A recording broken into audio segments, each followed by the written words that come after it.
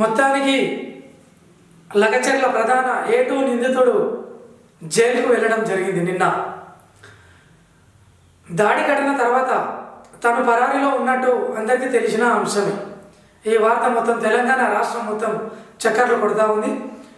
పోలీసులు కూడా తన కోసం ప్రత్యేకంగా బృందాలుగా ఏర్పడి గాలింపు చర్యలు చేపట్టారు. కానీ అతని ఆచూకీ లభ్యం కాలేదు. అయినప్పటికీ కోడంగల్ కోర్టులో తన న్యాయవాదులతో ప్రత్యక్షమయ్యాడు. పోలీసులు అదుపులోనికి తీసుకుని తర్వాత తనను సంగారెడ్డి జైలుకి పంపించడం జరిగింది. కానీ ఈ గత వారం రోజుల నుంచి తను ఎక్కడున్నాడు, ఎవరి ఫోన్ మాట్లాడాడు, ఏ ఫోన్తో మాట్లాడాడు, వేరే సిమ్ములు వాడాడా అనే ఒక ఆలోచన ప్రతి ఒక్కరిలో కలిగిస్తూ ఉంది.